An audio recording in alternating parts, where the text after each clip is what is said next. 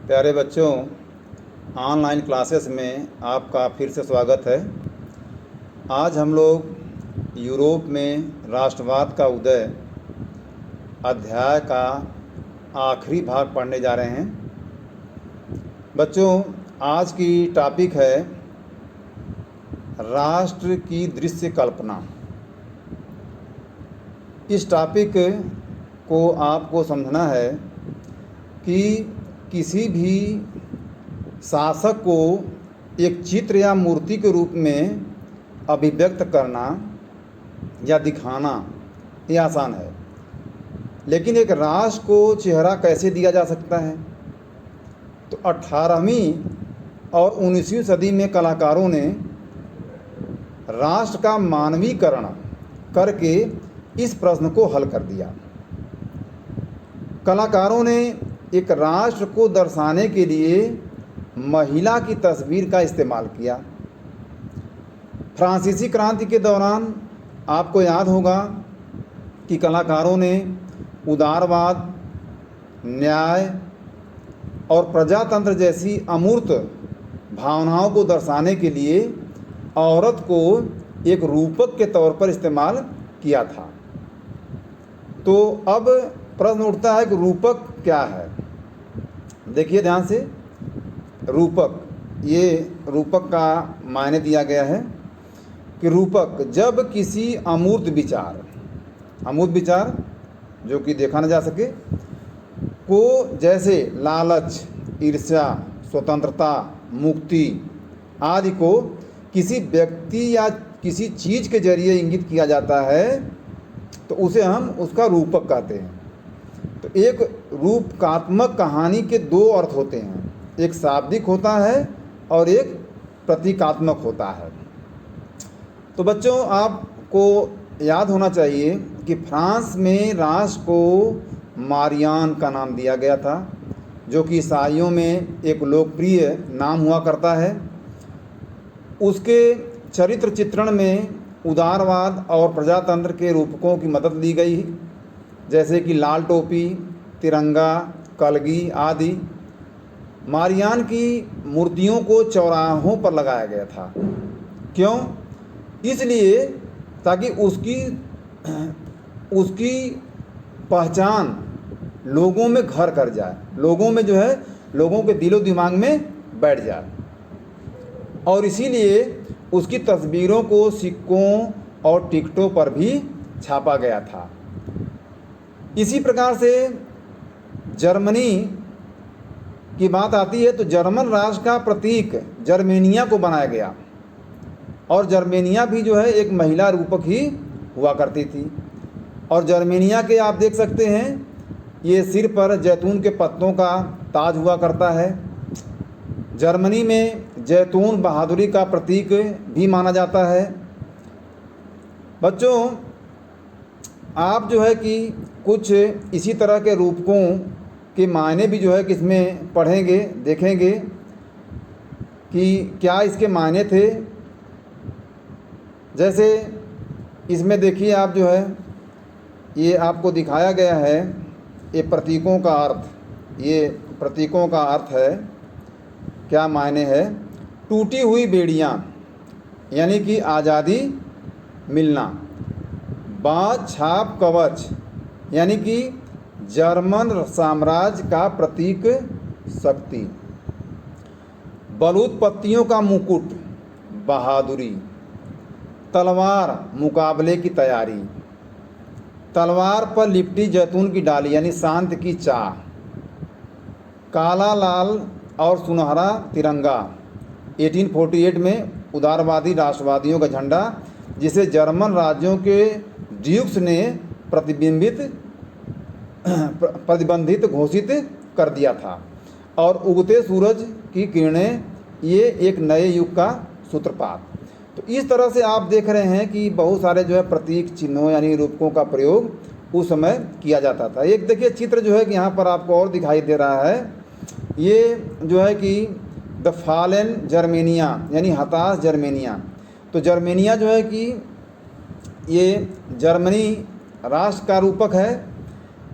ये इसमें दिखाया गया है कि राष्ट्र का यह रूपक जो है कि जैसे लग रहा है कि बिल्कुल हताश है, हैं, यानी राष्ट्र जो है हताश है। तो इसका क्या कारण हो सकता है? तो आपको ये पता है कि ये राष्ट्रवादी भावनाएं पहले जो है जर्मनी में मध्यम वर्गीय लोगों में ही हुआ करती थी, और उन्होंने उन मध्यम वर्गीय राष्ट्रवादी लोगों ने 1848 में जर्मन महासंघ के विभिन्न इलाकों को जोड़कर एक निर्वाचित संसद द्वारा शासित राज्य बनाने का प्रयास भी किया था। मगर राष्ट्र निर्माण की यह उदारवादी पहल राजशाही और फौज की ताकत ने मिलकर दबा दी। तो इस प्रकार से आप देख सकते हैं कि जर्मेनिया हताश है, तो निश्चित तौर पर ये उसका कारण होगा। इसी तरह से एक दूसरा भी चित्र आप देख रहे हैं यहाँ पर, ये चित्र है, इसको थोड़ा सा छोटा करके दिखा रहा हूँ आपको। ये चित्र है, यह जो है कि 1860 में चित्रकार लॉरेंस क्लासेन को यह चित्र बनाने का काम सौंपा गया था, और जर्मेनिया की तलवार पर यह खुदा हुआ है कि जर्मन तलवार जर्मन राइन की रक्षा करती है। तो ये बहुत सारे कलाकारों ने इस तरह के रूपकों के माध्यम से बहुत सारी चीज़ें समझाने की कोशिश की थी। अब हम लोग आते हैं नेक्स्ट टॉपिक पर, जो है कि आज की ये अंतिम टॉपिक है इस अध्याय की, राष्ट्रवाद और साम्राज्यवाद।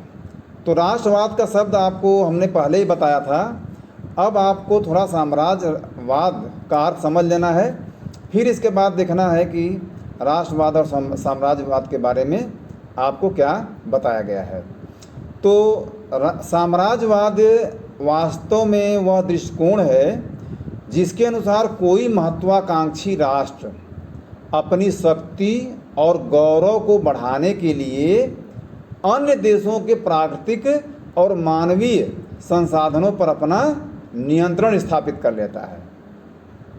इसी दृष्टिकोण को हम लोग साम्राज्यवाद कहते हैं, इंपीरियलिज्म कहा जाता है।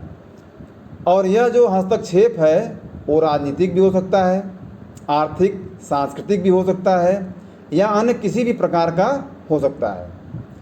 तो इसका सबसे प्रत्यक्ष रूप किसी क्षेत्र को अपने राजनीतिक अधिकार में ले लेना एवं उस क्षेत्र के निवासियों को विविध अधिकारों से वंचित कर देना।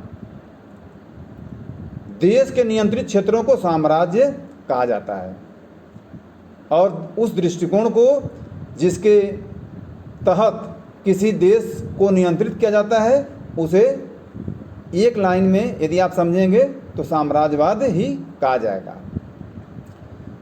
जैसे कि उदाहरण आप लेंगे तो जो भारत है अपना देश, वह ब्रिटिश साम्राज्य था, यानी कि अंग्रेज़ों के अधीन था और अंग्रेज़ों का ही एक उपनिवेश हुआ करता था।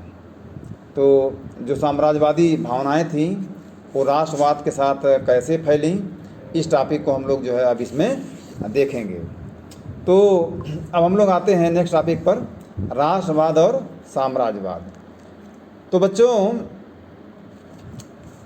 19वीं सदी के अंत तक आते आते राष्ट्रवाद में उदारवादी और प्रजातांत्रिक भावनाओं की कमी होने लगी। यह एक हथियार बन गया जिससे कि क्षणिक लक्ष्यों को साधा जाने लगा, और यूरोप की मुख्य ताकतों ने लोगों की राष्ट्रवादी भावना का इस्तेमाल अपने साम्राज्यवादी महत्वाकांक्षाओं को साधने के लिए शुरू किया था। अब इस टॉपिक में थोड़ा सा आपको ये हट जा रहा है, थोड़ा सा ध्यान से देखिए इसको। इस टॉपिक में थोड़ा सा आपको बाल्कन में संकट की हम लोग भी चर्चा करेंगे, और फिर इसके बाद साम्राज्यवाद की बात करेंगे। तो बाल्कन ऐसा क्षेत्र था जहां भौगोलिक और नस्ली विविधता भरपूर थी। अब बाल्कान क्षेत्र कहेंगे किसे? आज का जो रोमानिया है, बुल्गारिया है, अल्बेनिया है, Greece, Macedonia, Croatia, Bosnia Herzegovina, Slovenia, Serbia और मॉन्टेनिग्रो, ये जो सारे क्षेत्र हैं या देश हैं वो सब मिलाकर बाल्कान या बाल्कन कहे जाते थे। और इस क्षेत्र में रहने वाले लोगों को मोटे तौर पर स्लाव कहा जाता था। तो बाल्कन का एक बड़ा हिस्सा ऑटोमन साम्राज्य के नियंत्रण में था। इस साम्राज्य के बारे में आप पहले ही जान चुके हैं। और यह वह दौर था जब ऑटोमन साम्राज्य बिखर रहा था और बाल्कन में जो रोमांटिक राष्ट्रवादी भावनाएं बढ़ रही थीं, इसलिए यह क्षेत्र ऐसा था जैसे किसी बारूद की ढेर पर बैठा हो। और पूरी 19वीं सदी में ऑटोमन साम्राज्य ने आधुनिकीकरण और आंतरिक सुधारों से अपनी शक्ति, अपनी ताकत बढ़ाने की तो कोशिश की, लेकिन इसमें उसे अधिक सफलता नहीं मिली। और इसके नियंत्रण में आने वाले यूरोपीय देश एक एक करके गंभीर झगड़ों का अखाड़ा बन गए, क्योंकि वो सभी जो है आज़ादी पाना चाहते थे। आज़ादी पाने के लिए वहाँ पर आपसी संघर्ष शुरू हो गया। हर देश, हर क्षेत्र, जिसका नाम अभी मैंने आपको बताया, रोमानिया, बुल्गारिया, अल्बेनिया, ये सारे देश जो है आज़ादी पाने के लिए संघर्ष कर रहे थे। और तब यह क्षेत्र इस तरह से गंभीर झगड़ों का अखाड़ा भी बन गया। तो इस प्रक्रिया में बाल्कन के क्षेत्र में ताकत हथियाने के लिए भी ज़बरदस्त लड़ाई जारी हो गई। यानी जो बाकी के यूरोपीय देश थे वो सभी इसी क्षेत्र में अपना ताकत यानी अपनी शक्ति को जमाने में लग गए।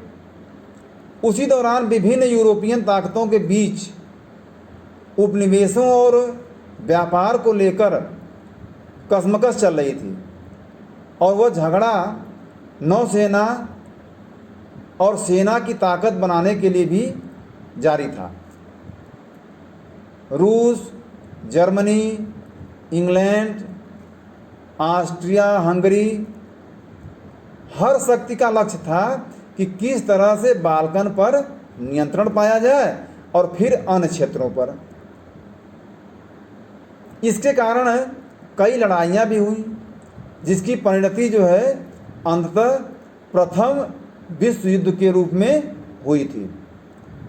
तो आप समझ सकते हैं कि जो ये राष्ट्रवादी भावनाएं थी किस तरह से साम्राज्यवाद से जुड़ गई, और साम्राज्यवादी जो एक विस्तार की जो नीति थी उसके चलते जो है प्रथम विश्व युद्ध भी यूरोपीय देशों में शुरू हो गया।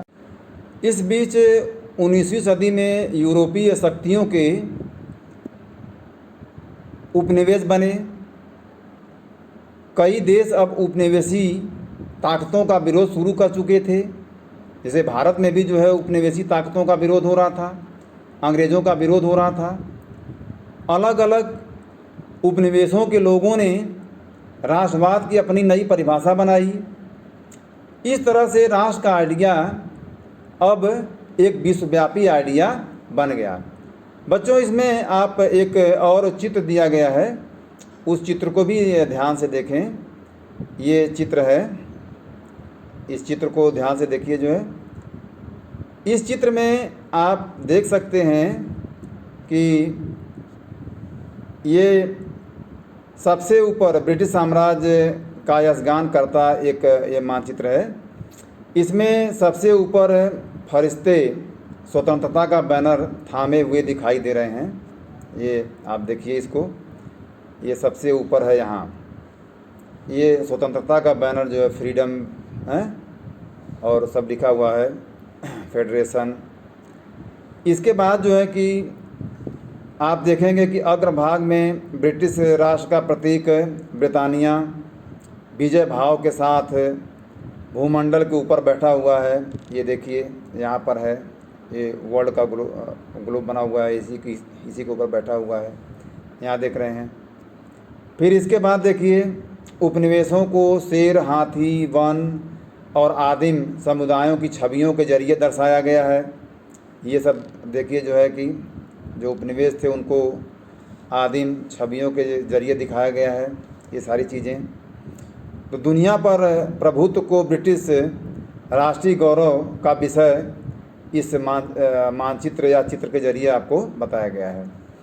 बच्चों, यह चैप्टर तो आपका यहीं पर समाप्त होता है, लेकिन हम लोग, चूँकि यह चैप्टर अति महत्वपूर्ण है, इसलिए अगले वीडियो में हम लोग इस अध्याय के अति लघुत्तरीय, लघुत्तरीय और दीर्घ प्रश्नों पर बृहद चर्चा करेंगे, जिसके माध्यम से इस अध्याय में जो भी आपकी समस्याएं दूर होंगी उसको दूर किया जाएगा या उसका प्रयास किया जाएगा। Thank you.